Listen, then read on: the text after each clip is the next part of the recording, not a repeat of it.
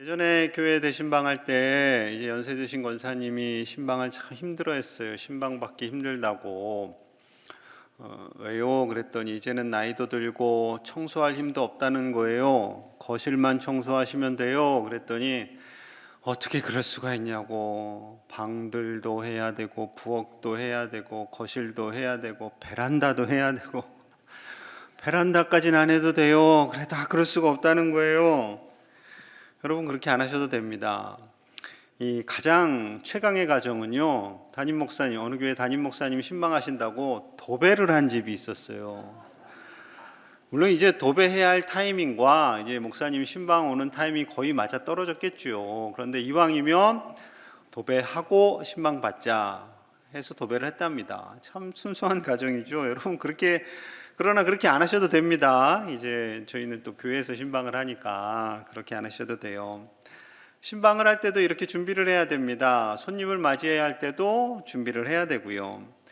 그렇다면 성자 하나님이신 예수님이 이 땅에 오실 때 우리도 당연히 준비를 해야겠지요. 하나님께서 준비해라 라고 사명을 주시고 보낸 사람이 있습니다. 그가 바로 세례 요한이지요. 예수님께서 오시는 그 시점 여러 가지로 쉬운 상황은 아니었어요. 누가복음 3장 1절과 2절의 말씀이 이러합니다. 디베르 왕제가 통치한 지 15해 곧 본디오 빌라도가 유대의 총독으로, 헤롯이 갈릴리의 분봉왕으로, 그 동생 빌립이 이두레와 드라고니 지방의 분봉왕으로, 루사니아가 아빌레네의 분봉왕으로, 안나스와 가야바가 대제사장으로 있을 때 하나님의 말씀이 빈들에서 사가랴의 아들 요한에게 임한지라. 수많은 사람들이 등장을 해요. 이런 사람들이 등장을 하고 있는 것은 그 시대에 정치적인 상황이 참 어두웠다라는 것을 말씀하고 있는 겁니다. 디베르 황제가 이스라엘을 지배하는 그때 본디오 빌라도를 이 지역의 총독으로 보냅니다. 그리고 세 지역으로 구분해서 분봉왕을 또 세웠어요. 헤롯, 빌립, 루사니아. 자, 그리고 대제사장들이 있는데 안나스와 가야바가 있습니다. 원래 대제사장은 아론처럼 딱 한 명이 되어야 하는 거예요. 그런데 이 안나스는 자신의 사위인 가야바에게 자신의 직권으로 대제사장해지기를 이제 더하여 줍니다. 그러니까 마치 이제 세습처럼 그렇게 된 거지요. 그만큼 수많은 정치적인 혼란, 종교적인 혼란, 여러 가지 어수선한 이런 때에 예수님께서 오시는 거예요.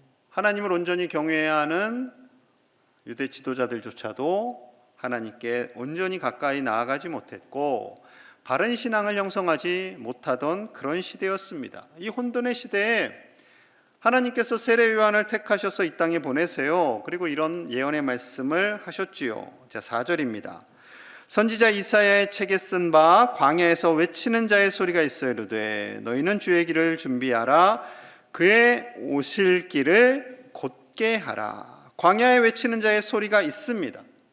너희는 주의 길을 준비하라. 여기서 너희라고 복수로 의미했어요. 즉 그렇다는 것은 세례 요한이 예수님 오실 길을 준비하지만 세례 요한처럼 우리도 함께 주님 오실 것을 준비해야 한다라는 거죠.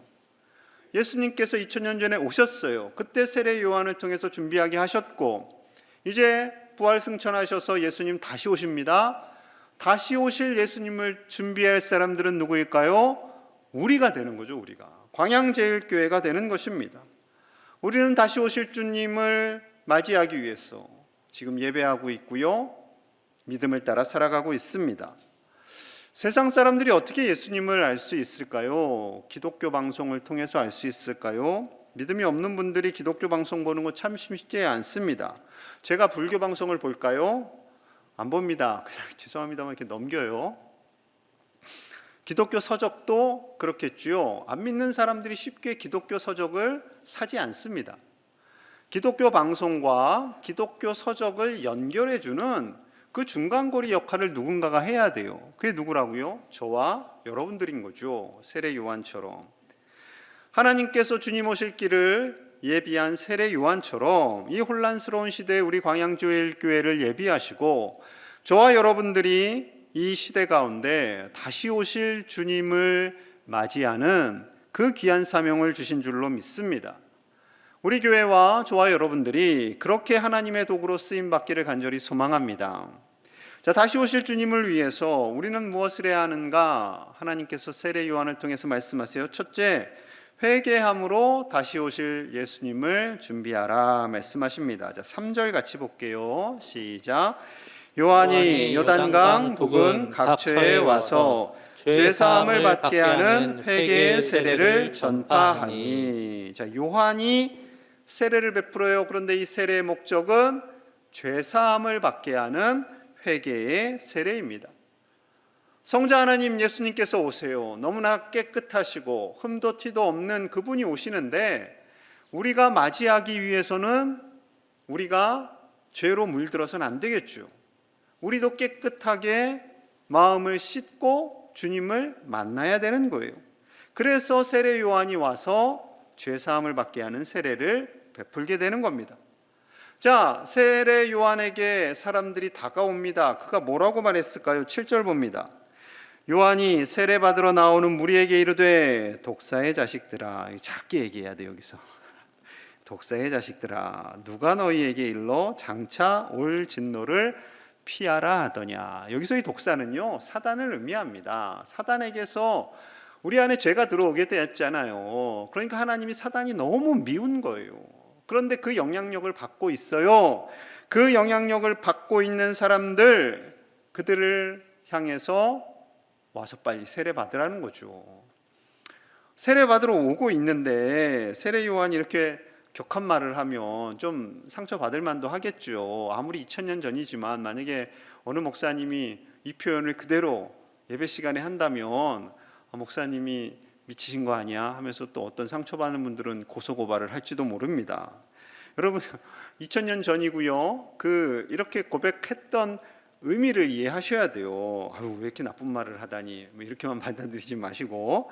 자, 놀라운 것은요, 이렇게 강력하게 메시지를 선포함에도 불구하고 사람들이 세례를 받으러 오는 거예요.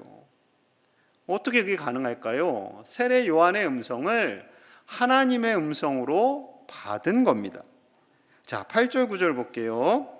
그러므로 회개에 합당한 열매를 맺고 속으로 아브라함이 우리 조상이라 말하지 말라. 내가 너희에게 이르노니 하나님이 능히 이 돌들로도 아브라함의 자손이 되게 하시리라. 이미 도끼가 나무 뿌리에 놓였으니 좋은 열매 맺지 아니하는 나무마다 찍혀 불에 던져지리라. 그 당시 유대 지도자들, 유대인들조차도 우리는 아브라함의 자손이니까 우리는 당연히 구원받지. 선민의식이 있었어요. 우린 택함받은 백성들이야. 우린 당연히 천국 갈 거야. 그러지 말라는 거예요.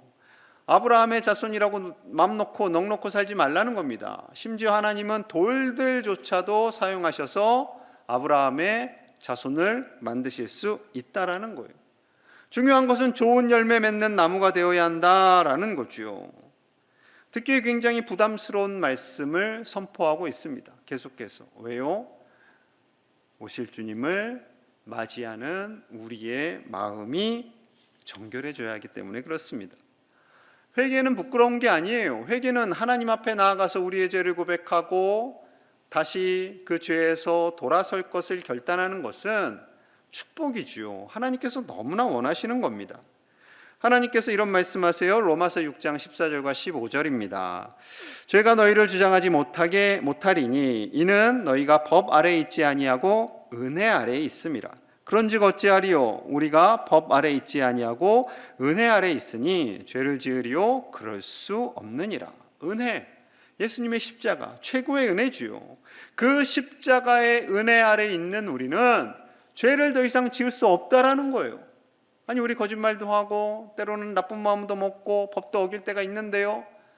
자, 하나님의 자녀인 예수님의 십자가를 아는 우리는 그러한 연약함이 있을 때 어떻게 한다고요? 성령님이 우리의 마음을 움직이셔서 회개하게 한다는 거예요. 그리고 우리의 모든 죄가 눈처럼 깨끗하게 씻깁니다. 그리고 또 씻기고, 비록 또 죄를 짓지만 우리의 죄를 들고 십자가 앞에 나아갈 때 또 씻어주시고, 이 반복되는 과정을 통해서 죄와 싸워야겠구나, 죄를 짓지 말아야겠구나 결단하게 되고 점점 그 죄에서 멀어지게 된다라는 거예요.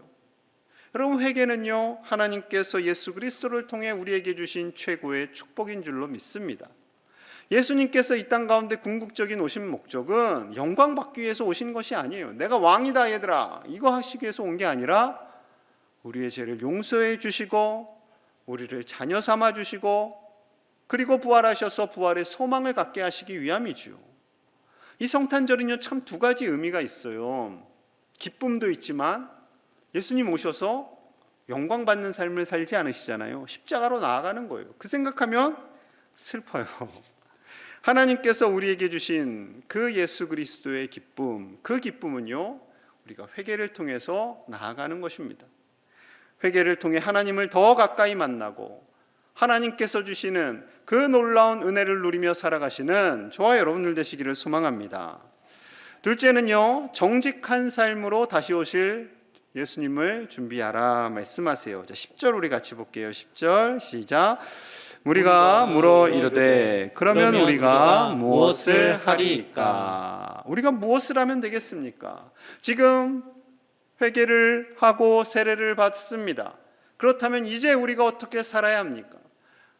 예수님을 믿는 우리가 이제 어떻게 살아야 합니까? 다시 오실 주님을 기다리는 우리가 어떻게 살아야 합니까? 궁금하겠지요. 자, 11절에 답이 있습니다.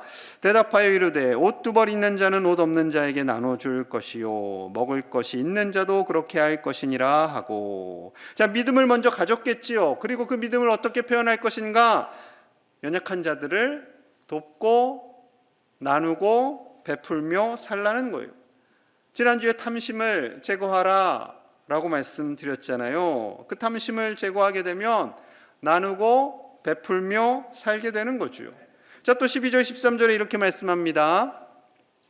세리들도 세례를 받고자 하여 와서 이르되 선생이여 우리는 무엇을 하리이까? 이르되 부과된 것 외에는 거두지 말라 하고. 자, 세리들도 와서 세례를 받습니다. 그리고 우리는 무엇을 해야 할까요? 그 당시에 세리들은 합법적인 도둑이었어요. 로마에 바쳐야 할 세금을 걷고 더 걷어서 나머지는 자기가 먹고. 그래도 아무도 뭐라고 못해요. 로마가 지켜주고 있으니까. 그래서 당연히 이스라엘 사람들 세리를 싫어하죠. 같이 있는 것도, 심지어 밥 먹는 거, 그거는 아주 악한 행동이라고 정죄했습니다. 그래서 세리들이 정직하게 세금을 징수해라 라고 권면합니다. 정직하게 살라는 거죠. 여러분, 우리가 이 땅에서 아무리 편법과 불법이 횡행한다 할지라도 우리는 예수 그리스도를 믿고 정결한 자가 되어 이 땅에서 정직하게 살아가야 할 줄로 믿습니다. 여러분, 정치적으로 정직에 대한 것이 화두가 된 것 같아요. 그들만 정직해야 되는 것이 아니라 우리도 똑같이 정직해야 할 줄로 믿습니다. 자, 14절에서는 이렇게 말씀하세요. 군인들도 물어 이르되 우리는 무엇을 하리이까? 이르되 사람에게서 강탈하지 말며 거짓으로 고발하지 말고 받는 급료를 족한 줄로 알라 하니라. 자, 군인들 역시 함부로 건드릴 수 없는 권력자들이었죠. 심지어 군인들이 배가 고파요. 그럼 아무 집이나 들어가요. 그래서 집에 있는 거 다 털어와도 아무 말 못했어요. 그래서 강탈하지 말며 이렇게 표현되어 있는 거죠. 거짓으로 고발하지 말고 받은 급료를 족한 줄 알라. 자족하라 말씀이죠. 자족하게 되면 탐심이 없어지고 그러면은 강탈을 안 하겠죠. 여러분, 신앙을 가지고 산다는 것, 죄사함을 받은 세례자로 산다는 것은 죄에서 떠나서 산다는 겁니다. 그리고 주님이 기뻐하시는 삶을 일상에서, 가정에서, 일터에서, 어디에서든지 그렇게 살아가는 거죠. 그것이 주님을 기다리는 자의 모습입니다. 다시 오실 주님을 기다리라고 우리 주님께서 산에 가서 돛 닦아라 그렇게 말씀하지 않으세요. 그냥 일상 속에서, 직장 속에서, 가정에서 매일매일 성실하게 살아가되 거룩하고 정직하게 살라 말씀하십니다. 그렇게 살아가는 저와 여러분들 되시기를 간절히 소망합니다. 자, 셋째는요, 순교자적 삶으로 다시 오실 예수님을 준비하라 말씀합니다. 이게 가장 어려운 수준이지요. 자, 세례 요한, 예수님을 맞이할 준비했어요. 죄사함을 주는 세례를 베풀었어요. 많은 사람들이 나와서 정결하게 되었어요. 얼마나 좋은 일을 많이 했어요. 자, 그런데 그의 삶에 대한 이제 평가가 이러합니다. 18절 볼게요. 또 그 밖에 여러 가지로 권하여 백성에게 좋은 소식을, 복음을 전하였으나. 이 뒤에가 좀 불길하죠. 전하였는데 뭔가 마지막에 안 좋은 일이 있었구나라고 직감하게 됩니다. 자, 19절 20절이에요. 분봉왕 헤롯은 그의 동생의 아내 헤로디아의 일과 또 자기가 행한 모든 악한 일로 말미암아 요한에게 책망을 받고 그 위에 한 가지 악을 더하여 요한을 옥에 가두니라. 자, 헤롯이요, 자기 동생의 아내를 취했어요. 도둑질했어요. 그리고 자기가 많은 악한 일을 했어요. 그러니 이 세례 요한이 왕이시여 그것은 잘못된 겁니다 하고 책망했어요. 그러니까 듣기 싫어요. 너 감옥에 가 하고 감옥에 넣어버렸어요.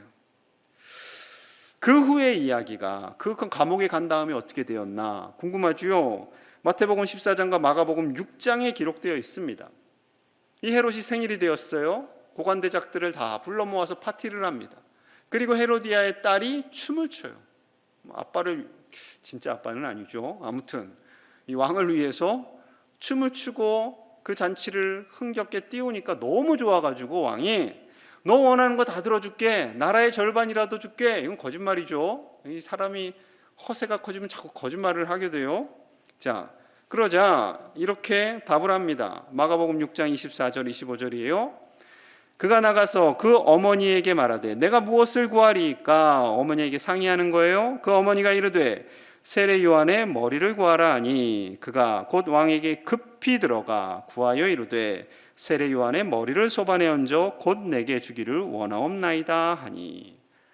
이 집안은요 다 악해요. 헤롯도 악하고 헤로디아도 악하고 딸도 악해요. 어떻게 이런 말을 쉽게 할 수 있을까요? 어머니가 요한의 머리, 눈에 가시 같은 그 요한의 머리를 갖다 달라고 해라. 그러자 급히 들어가 왕에게 요구합니다. 세례 요한의 머리를 주세요.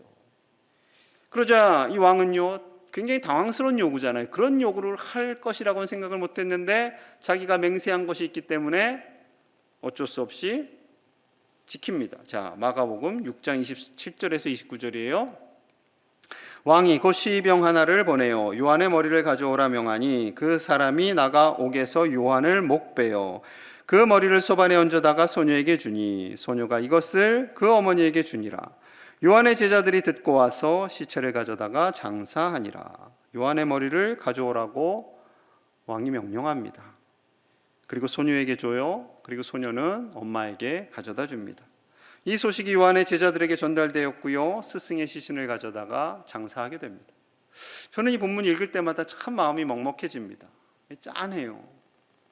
예수님의 오실 길을 엘리야처럼 준비하였고 그 사명을 잘 감당했어요. 수많은 사람들이 회개하며 주님께로 나아왔어요. 그런데 그의 인생의 마지막 좀 해피엔딩으로 끝나면 좋겠잖아요. 우리가 영화를 볼 때, 드라마를 볼 때 우리의 심정 속에는 다 잘 됐으면 좋겠다는 마음이 있어요. 그런데 세례 요한 이렇게 어이없게 이 땅에서의 생명이 끝이 납니다. 사단은 좋아했겠죠. 자기가 이겼다고. 여러분, 그러나 결코 끝이 아닙니다. 이 세상 끝이 아니에요. 이 세상 그렇게 끝나면 얼마나 억울한 사람 많겠어요. 다니엘 12장 3절 말씀 우리 함께 봅니다. 시작. 지혜 있는 자는 궁창의 빛과 같이 빛날 것이요 많은 사람을 옳은 대로 돌아오게 한 자는 별과 같이 영원토록 빛나리라. 아멘. 많은 사람을 옳은 대로 돌아오게 한 자, 많은 사람에게 죄사함의 세례를 베풀고 하나님께로 돌아오게 한 그 삶을 산 세례 요한은 영원한 하나님 나라에서 별과 같이 영원히 빛나고 있을 줄로 믿습니다. 여러분, 이것이 진정 주님을 기다리는 자의 삶의 모습입니다. 예수님 오신다고요? 그저 야 연말이다, 술 먹자, 기뻐하자, 그 사람들이 더 좋아하는 것 같아요. 어떻게 보면. 그런데 그 성탄절의 기쁨은요 그런 얕은 수준, 낮은 수준의 기쁨이 아니잖아요. 예수님께서 이 땅에 오셔서 자신의 모든 것을 내어주시고 우리를 살리시는 기쁨, 그것이 성탄의 기쁨입니다. 그래서 성탄절의 기쁨은 아까 서두에 말씀드렸듯이 두 가지가 공존하는 거예요. 예수님 죽으시고 우리는 살고, 마냥 기뻐할 수도 없고 또 마냥 슬퍼할 수도 없는 이 두 가지 마음이 우리 안에 함께 존재하는 것입니다. 그래서 성탄의 기쁨은요, 그냥 헤헤헤 좋은 것이 아니라, 어릴 적에는 초등학교 유치원 때는 교회 오면 선물 주니까 그냥 무조건 좋아요, 성탄절이. 그런데 나이를 먹을수록 이 성탄절의 기쁨은요, 얕은 기쁨이 아니라 가슴속 깊은 데서 울려나오는 울림이 있는 기쁨입니다. 마치 어머니 아버지가 우리를 위해서 희생하심으로 말미암아 자녀들이 살아나는, 건강하게 사는, 이 땅에서 살고 있는 그 기쁨과도 같은 거죠. 여러분, 우리 예수님 분명히 다시 오시는 줄로 믿습니다.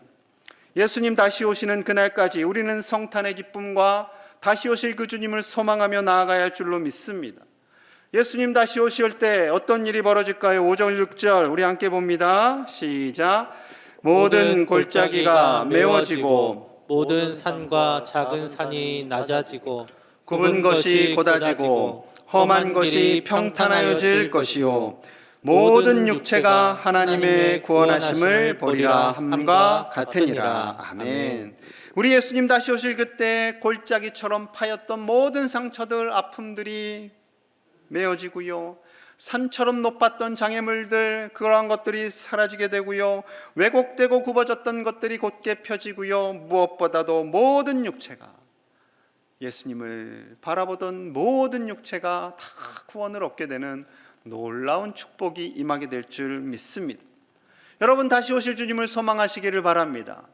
오늘의 삶이 여러 가지로 어렵고 바이러스와 경제적인 어려움, 육체의 연약함, 여러 가지가 있지만 다시 오실 주님을 바라보며 참된 깊은 기쁨, 그 기쁨으로 주님 바라보며 하루하루를 승리하며 사시는 저와 여러분들 되시기를 간절히 축복합니다. 우리 함께 기도하겠습니다. 마음을 모아서 기도하기를 원합니다. 우리의 마음속에 오신 예수님으로 기뻐하며 다시 오실 주님을 기다리는 소망을 우리에게 허락하여 주시옵소서.